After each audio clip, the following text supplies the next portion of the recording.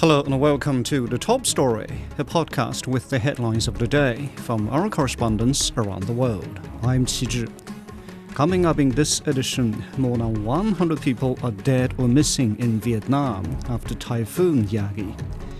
The Civil Defense Agency in Gaza says an Israeli airstrike on a tent encampment in Khan Yunis has killed at least 40 Palestinians.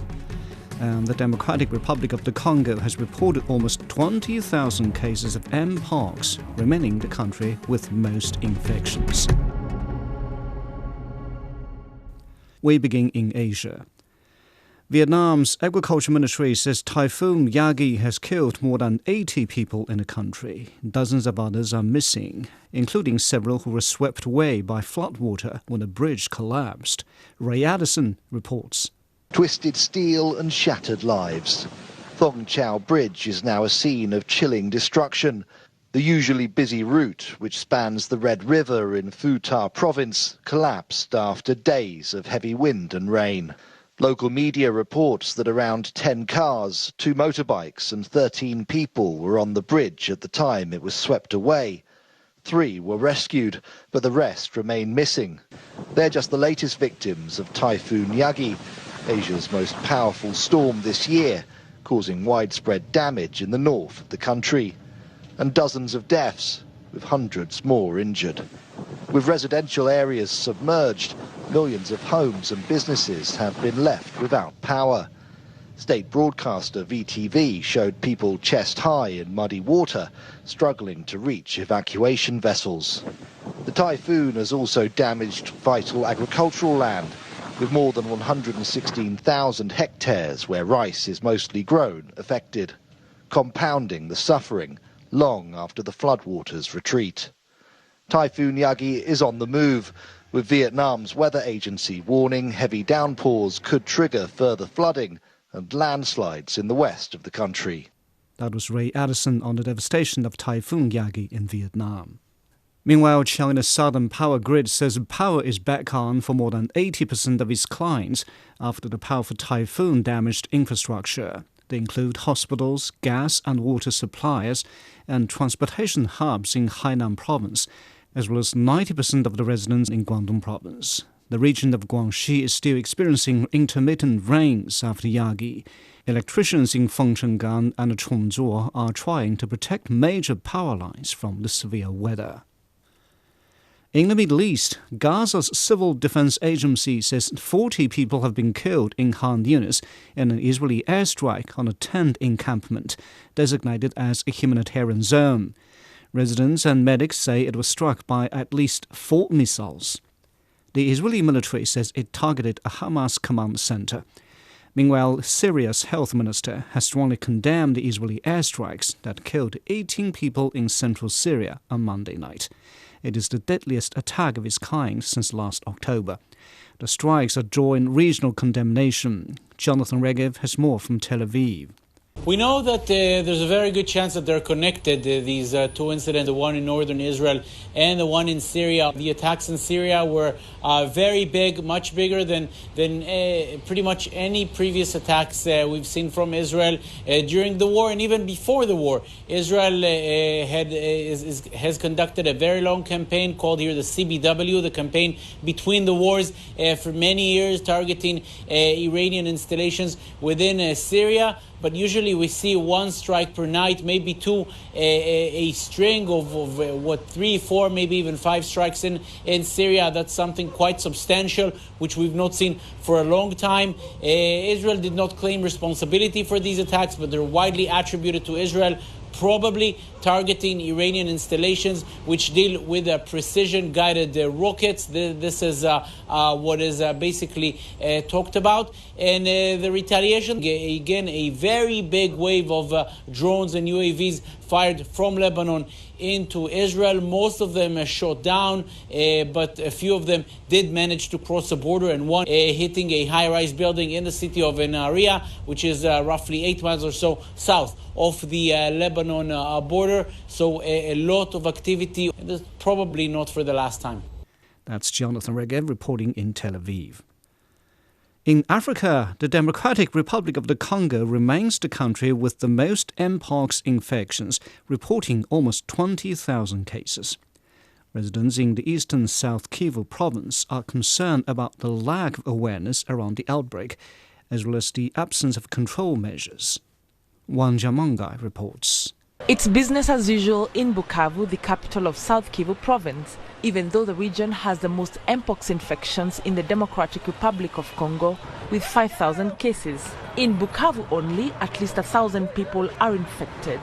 Residents are now calling for more control measures to stem the disease and provide people with much-needed information.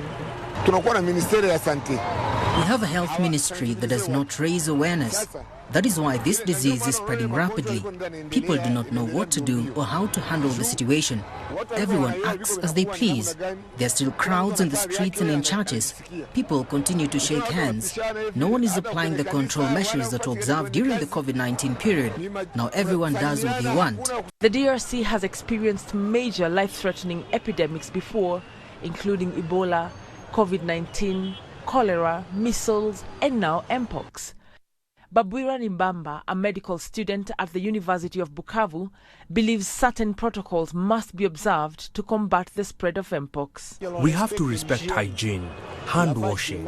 We have to resume hygiene in churches and on transport buses. We really have to respect social distance as it was before.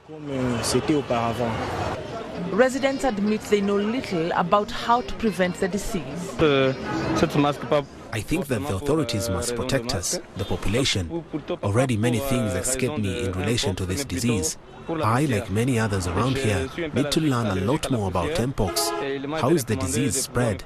How do you protect yourself? How do we fight against it? We have this thirst for knowledge. We need people from the medical field or from the communications side in the media to raise awareness among the population so that we know how to conduct ourselves. 29 of South Kivu's 34 health zones are affected by the Mpox outbreak. Humanitarian agencies like Save the Children say the disease is spreading twice as fast among children than among the general population. Now that the DRC has received its first donation of 100,000 Mpox vaccines, the hope is that these doses, along with public awareness campaigns, will stem the spread. That was Wang Jamongai on the Mpox outbreak in the DRC. Turning to South America, Bolivia has declared a national emergency on the forest fires that are consuming nearly a third of the country's territory. Firefighters have arrived from Brazil to support the local crew as a heatwave is threatening to fan the blazes.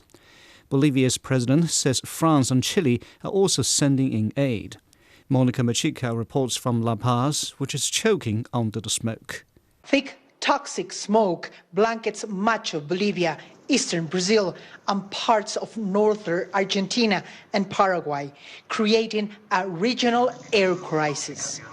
Raging wildfires are responsible, and the season has only just begun. This is provoked. They are not accidental burns or those for agriculture. This damage is tremendous to the environment, to our lungs. In La Paz, air quality has reached hazardous levels, while Santa Cruz and Chiquitania in eastern Bolivia are now the most polluted areas on the planet. Authorities are scrambling to implement emergency measures. Issued today is a health alert for risks and damage to health as a result of the fires in national territory. The smoke engulfing Bolivia comes from fires within the country and neighboring Brazil, as the Amazon, Chiquitano rainforest and Pantanal regions are battling the flames. In Bolivia alone, 4 million hectares have burned, an area larger than Belgium. We are living a crisis in which Bolivia burns. The forests turn to ashes, along with all our fauna. Those ashes are reaching our cities and we are breathing them. And that is creating a public health problem of gigantic dimensions. We are dying everywhere. Climate specialists say Bolivia's policy of promoting forest burning to expand agricultural land has contributed to the uncontrollable fires. Since the start of the century, the country has lost 8 million hectares of forest. However, only a small portion of the burned land is cultivated, and authorities have failed for decades to enforce penalties, with fines as low as 30 cents per hectare. Bolivia is a vast country, about the geographical size of France, Norway, and Greece combined, with a population of just over 11 million. Yet, because of the devastating forest fires, the country's per capita CO2 emissions place it among the top contributors to climate change. That was Monica Machica in Bolivia reporting on fires and climate affecting each other. Finally, in Europe, the German government will impose tighter controls at all of the country's land borders. It says the restrictions aim to tackle irregular migration and protect the public from threats such as Islamist extremism. The measures begin next Monday and will initially last for 6 months. Trent Murray reports from Berlin. Well, this was a bombshell announcement here in Berlin by the country's interior minister, confirming that all 2,300 miles of Germany's land borders would see a significant uptick in border cross-checks for people coming in and out of neighbouring countries. Now, this is significant because Germany finds itself right in the middle of what is known as the Schengen zone. That is effectively an area of free movement within Europe. You can cross those borders quite easily at this point in time. There are largely no checks from police, but from next Monday, that will all change. Borders, including the French border, the Austrian, Dutch and Danish, will see a major increase in police checking who is coming into Germany. Now, the German government is saying they are doing that because they don't believe the external border of the EU is strong enough to keep out what they call irregular migration. And so they say the internal borders, in other words, the borders within Europe, need to be strengthened with what they call concrete action. They are largely doing this, they say, for national security reasons. Let's have a listen to what the Interior Minister had to say. I have ordered this today and have already informed the EU. This will serve to further limit irregular migration and protect against the acute dangers posed by Islamist terror and serious crime. We are doing everything we can to better protect the people in our country against this. This includes the far-reaching measures I am taking now. And while the government says it's aiming to protect internal security, which is what's really driven this decision, many analysts are pointing to the fact that the timing is very interesting. It was just over a week ago that Olaf Scholz's party and really all of the centrist parties copped a significant backlash at 2 key state polls in Thuringia and Saxony. In both of those polls, the far-right Alternative for Deutschland party polled extremely well, coming in first in Thuringia and second in Saxony. This is a party which has really built its brand around a ratcheting up of rhetoric against migrants, calling for mass deportations. And so what many analysts are saying is this decision now by the centre-left government of Olaf Scholz is not just about responding to that, but also trying to sandbag against future political backlash. In less than 2 weeks, another state poll here in Brandenburg. Again, the far-right AfD is expected to do very, very well, which is why many here are saying this big announcement today by Olaf Scholz's government is trying to shore up the votes and trying to shore up his numbers ahead of that key poll. That was Trent Murray on Germany's migration control. Recapping today's headlines, more than 100 people in Vietnam are dead or missing after Typhoon Yagi destroyed infrastructure and resulted in the blackout. The Civil Defense Agency in Gaza says an Israeli airstrike on a tent encampment in Khan Yunis has killed at least 40 Palestinians. And the Democratic Republic of the Congo has reported almost 20,000 cases of Mpox, remaining the country with most infections. And that's it for this edition of The Top Story, a podcast that brings you world headlines every weekday. For more news in politics, business, sports and culture, you can subscribe to The Beijing Hour, a 1-hour podcast news magazine program. We welcome and appreciate all ratings and reviews. I'm Qi Zhi. Thank you for listening.